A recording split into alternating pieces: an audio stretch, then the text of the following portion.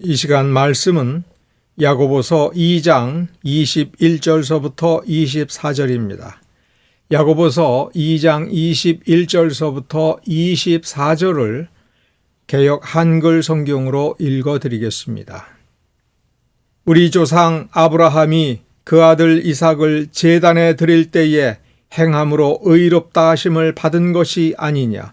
내가 보거니와 믿음이 그의 행함과 함께 일하고 행함으로 믿음이 온전케 되었느니라. 이에 경에 이른 바 아브라함이 하나님을 믿으니 이것을 의로 여기셨다는 말씀이 응하였고 그는 하나님의 벗이라 칭함을 받았나니 이로 보건대 사람이 행함으로 의롭다 하심을 받고 믿음으로만 아니니라. 아멘. 오늘 우리가 읽은 본문에는 참으로 귀한 단어가 나옵니다. 참으로 놀라운 문장이 나옵니다. 참으로 커다란 소망을 우리에게 주는 그러한 내용이 담겨져 있습니다. 23절에 보면 그는 하나님의 벗이라 칭함을 받았나니 그는 하나님의 벗이라. 우리 자신에게 적용해 봅시다. 우리가 아브라함과 동일한 믿음을 가졌으면 하나님께서 사도를 통하여 그리고 그 주변의 사람들을 통하여 아브라함이 하나님의 벗이다, 하나님의 벗이다, 하나님의 친구다라고 하는 칭호를 받는 것이 조금도 부족하지 않은 그러한 사람이 되었다. 그러한 믿음을 가졌다. 그렇다면 우리도 아브라함과 동일한 믿음을 가졌다면 하나님의 친구다라고 하는 칭호를 받을 수 있다는 것입니다. 그러므로 여러분은 하나님의 친구입니까? 아니, 이 본문의 의도, 그 의도를 살리면 저는 여러분에게 이렇게 질문해야겠죠. 하나님이 여러분을 하나님의 친구라고 불러줄 그 믿음을 가졌습니까? 하나님이 여러분을 친구라고 불러줄 그 믿음을 가지십시오. 그 믿음을 소망하십시오.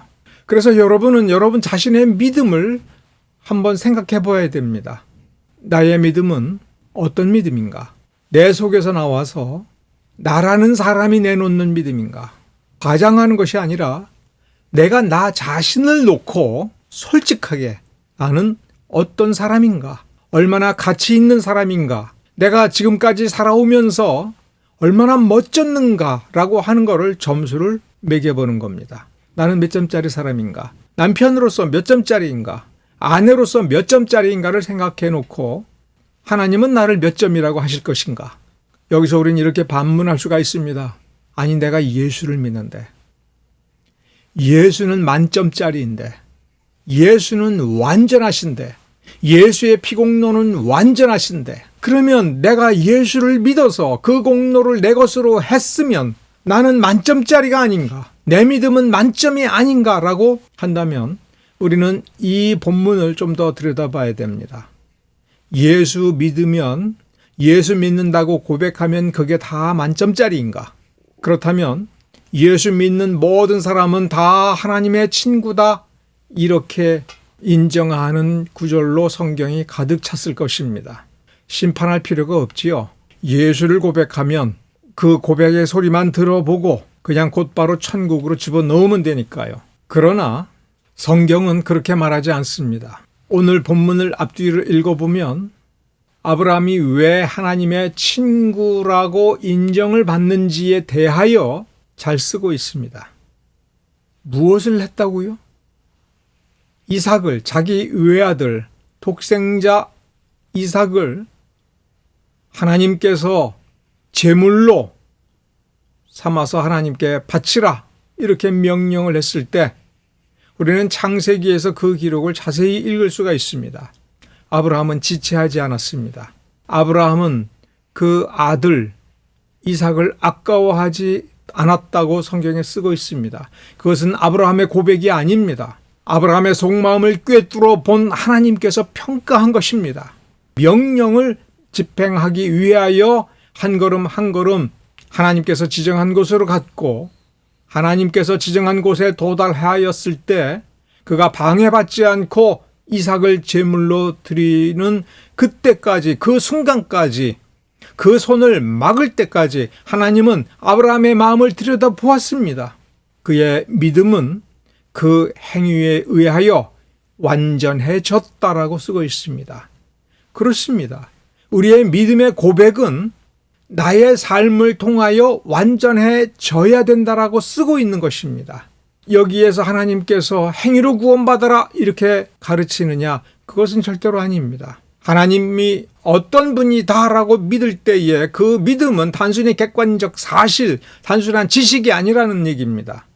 우리의 삶을 움직이고 있는 그 원리가 하나님에 대한 신뢰에서부터 나오고 자신의 운명을 하나님께 맡겨놓고 아무것도 아까워하지 않는 그럴 정도로 하나님을 믿고 그래서 그 믿음이 자연스럽게 그의 삶을 바꾸어 놓아서 그의 삶이 어떻게 펼쳐져 있는가, 그 펼쳐져 있는 그것을 마치 그림처럼 들여다보면서 이 정도로 사랑했구나라고 하는 것을 자기 스스로 이루는 것입니다. 그것을 우리가 다른 표현으로 한다면 증명했다, 행함으로 나타냈다 하는 것입니다. 그러나 그것은 일부러 나타내려고 하는 것이 아니고 일부러 증명하려고 했던 것이 아니라 하나님을 믿으니 자연스럽게 그렇게 하게 된다 하는 겁니다. 한 두어 가지 예를 한번 들어보겠습니다. 삭개오는 여리고성의 세리의 장이었습니다. 그는 사람들로부터 손가락질을 받았습니다. 예수께서 오늘 네 집에 유하여야겠다라고 예수께서 말씀하셨을 때에도 삭개오와 더불어서 삭개오의 집으로 갈 때에 주변 사람들은 수군거렸습니다. 저 사람은 죄인이다. 아니, 이스라엘의 선생이라 하는 사람이 어떻게 죄인도 못 알아보고 죄인의 집에 가느냐라고 했을 때 삭개오는 기꺼이 자기 재산의 절반을 가난한 사람들에게 나누어 주고 누군가에게 토색한 것이 있으면 4배로 갚겠다고 스스로 약속을 했습니다. 그러면 그 재산을 누구에게 나눠준다는 것입니까? 자기를 지금 욕하는 사람들, 그 무리 속에 섞여서 자기를 손가락질하고 경멸하고 미워하고 헐뜯은 사람들에게 나누어 주겠다는 것입니다. 무엇을 얻었기에 자기 재산의 이렇게 상당한 부분을 스스로 포기하겠습니까? 예수를 얻었기 때문에 그렇습니다. 예수께서 나를 지목하고 나를 인정해 주시는 것만으로도 나는 너무 행복하다. 내가 지금까지 돈이 최고인 줄을 알고 돈을 모았지만 이제 더 이상 그것은 나에게 가치가 없다라고 스스로 예수 앞에 인정한 셈입니다. 밤중에 예수를 몰래 찾아온 부자 관원과 비교를 해봐야 됩니다. 나는 어렸을 때부터 율법에 있는 모든 것을 다 철저히 지켰습니다. 이제 내가 더 무엇을 해야 되겠습니까? 이런 식으로 물었을 때 예수께서 한 가지가 부족하다. 내 재산을 팔아서 다 나누어 주고 너는 나를 따르라 이야기했을 때 그 재산이 많아서가 아니라 사실은 그 재산이 아까워서 돈을 사랑하기 때문에 예수를 따를 수가 없었던 것입니다. 여기 친구라는 단어가 오늘 야고보서 본문에 나옵니다. 삭개오의 사례와 부자 관원의 사례를 한 가지 예를 우리가 만들어 볼 수가 있습니다. 자, 이렇게 가정해 봅시다. 하나님의 심판대 앞에 어떤 사람이 이르렀을 때 그 사람을 하나님께서 나는 너를 꿰뚫어 보았어. 다 알아. 이렇게 말씀하지 않고 오히려 그 사람이 가장 사랑하는 친구를 옆에다가 불러오는 겁니다.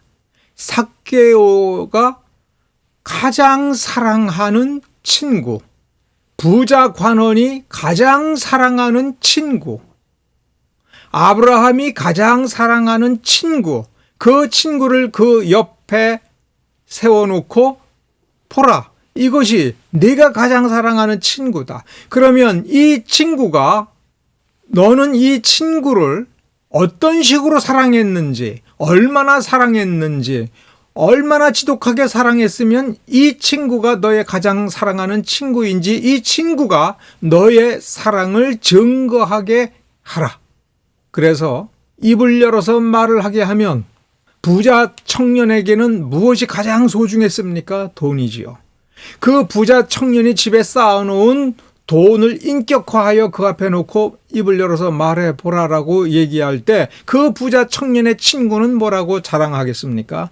와우, 이 청년은 나를 얼마나 사랑했는지, 이스라엘의 선생이요, 이스라엘의 구세주요, 이스라엘의 메시아요, 모든 믿는 자들의 죄를 위하여 십자가에 달려 돌아가신 예수를 찾아가고, 예수가 너는 나를 따르라 이런 특권을 주었을 때에도 그 특권의 기회를 포기하고 나를 선택할 정도로 이 부자 청년은 나를 사랑합니다. 얼마나 나를 사랑하고 아까워하고 아껴주었는지 어떤 누구에게도 주지 않았습니다. 나는 이런 사랑을 받았습니다. 이렇게 증언을 한다고 생각해 봅시다. 삭개오의 친구는 누굽니까? 예수님이죠. 친구처럼 다가왔습니다. 누가 욕을 해도 삭개오의 집에 가서 행복하게 한때를 보냈습니다. 삭개오의 그동안 어울렸던, 함께 했던, 다른 사람들이 욕을 했던 그 친구들까지도 기꺼이 받아들여서 함께 어울리고 함께 먹으며 함께 쉬었습니다. 예수는 삭개오를 얼마나 사랑했습니까? 예수님이 삭개오를 향하여 내 친구 맞습니다, 이렇게 증언할 것이 분명하지 않습니까? 성경 본문을 읽고 우리는 그렇게 생각할 수 있지 않습니까? 재판관이 삭개오한테 배신당한 친구 한번 불러봐, 이래가지고 배신당한 친구를 오라고 하면 누가 오겠습니까? 삭개오가 아낌없이 나누어준 그 대상자겠죠. 일테면 그 돈이 뭐라고 하겠습니까? 이 삭개오 못 믿을 친구입니다. 그렇게 나를 아끼고 재산을 쌓아놓았더니 글쎄 예수를 만나고 예수가 찾아오니 나를 헌신짝처럼 버렸습니다. 예수가 아무것도 해주지 않았는데, 예수는 그저 나사렛 출신의 청년이었을 그때에 아무것도 베풀어 준 적이 없고 본 적도 없는데 한번 보자마자 나를 헌신짝처럼 버리고, 예수가 얼마나 좋았는지 그저 예수 만나고 예수가 찾아온 것을 기념하여 자기 재산을 절반이나 그냥 갖다 아무한테나 나눠주었습니다. 이렇게 고백하지 않겠습니까?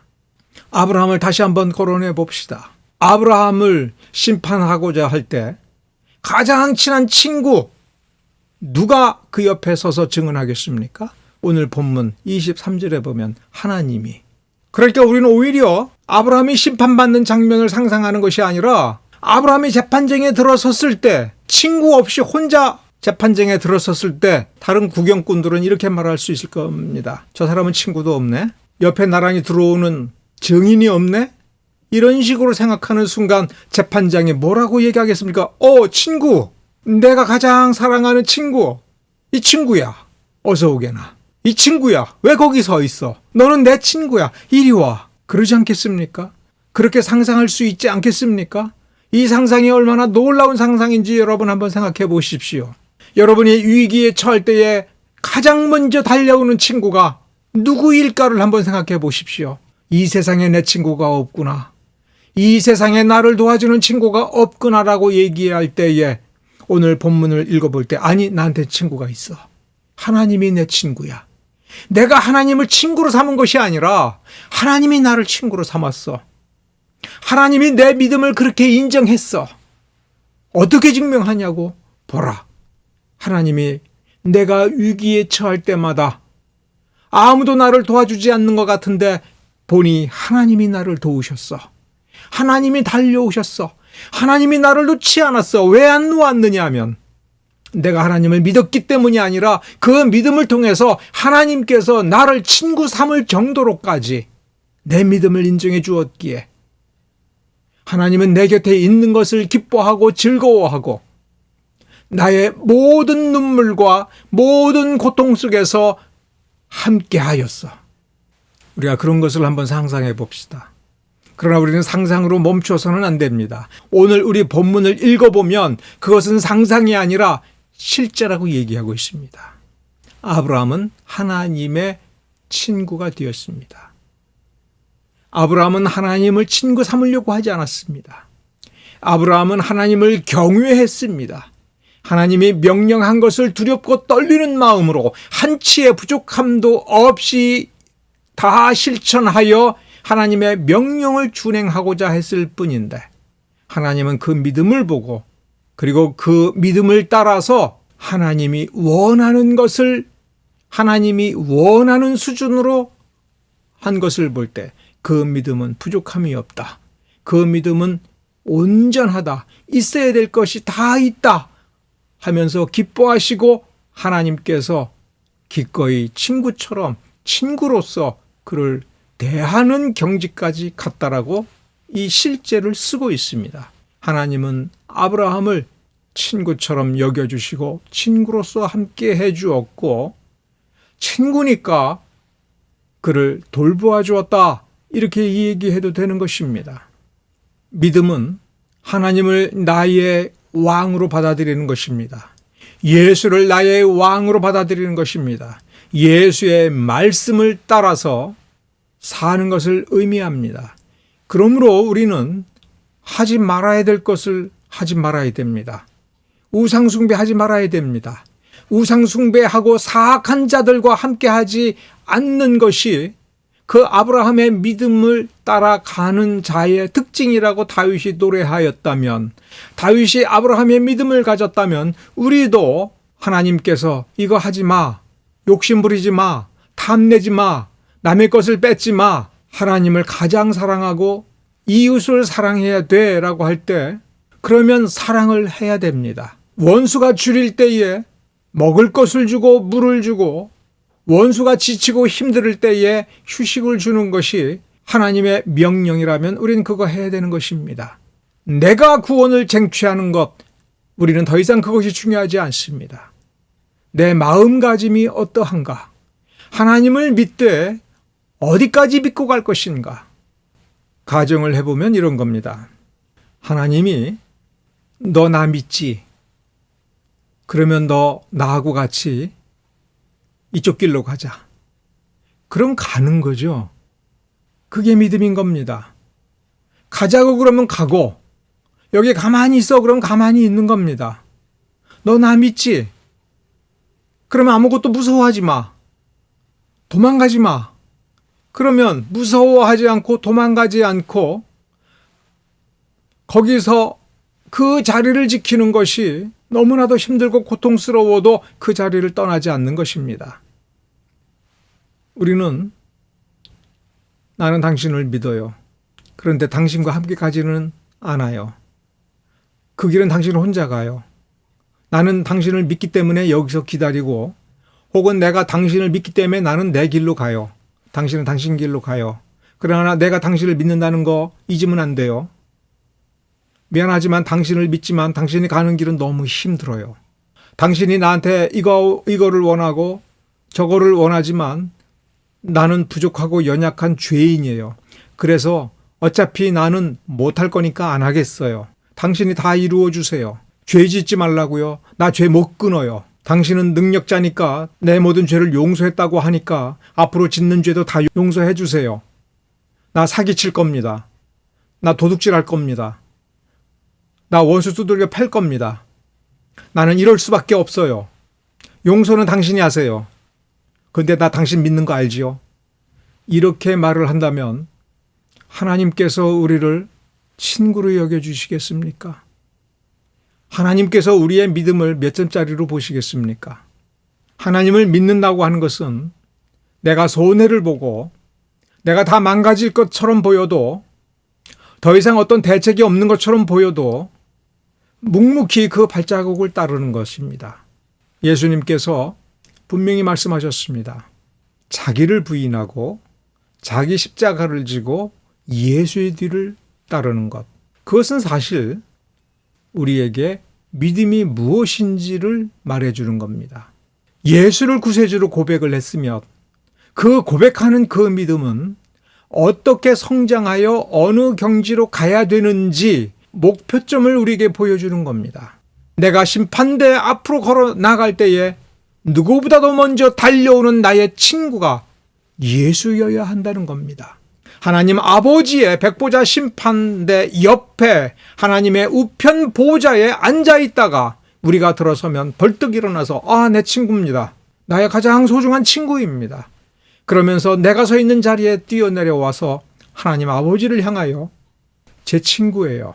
온 세상을 향하여 나의 눈동자처럼 사랑하는, 내가 가장 아끼는 나의 친구다 선포하는 그 믿음을 우리는 가져야 되는 것입니다. 하나님을 친구 삼을 수 있는 경지, 하나님이 친구라고 불러줄 수 있는 믿음의 경지가 있는 것입니다.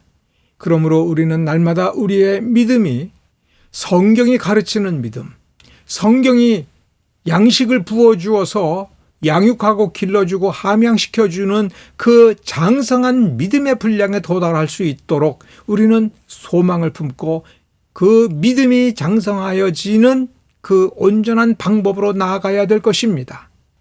행위로 쟁취하여 그 경지를 얻으려고 하는 것이 타종교라고 한다면 우리는 성경이 있습니다. 이 성경 말씀을 하나님의 말씀이라고 믿고 하나님께서 우리에게 주시는 진리의 길이라고 믿고 어떻게 하면 이 성경을 조금이라도 더 알고 이 성경에서 가르치는 그 삶을 내 삶으로 만들 것인가, 이 삶을 어떻게 살아가야 될 것인가, 이 성경대로 어떻게 실천할 것인가를 우리는 날마다 고민해 봅시다. 그러면 성경이 우리에게 증거할 겁니다. 이 친구는 진국이에요. 이 친구는 진실로 이 말씀대로 하려고 애를 썼어요. 이 친구는 말씀의 친구입니다. 이 친구는 하나님의 말씀을 늘 벗을 삼아서 등불을 삼아서 이 말씀대로 가는 것을 가장 사랑하였으니 이 친구는 말씀의 친구이고 말씀은 이 친구를 나의 진실한 친구라고 말할 수 있을 정도입니다. 하나님께서 그와 같이 우리에게 기회를 주었음을, 길을 주었음을 여러분 기억하시기 바랍니다. 기도하겠습니다.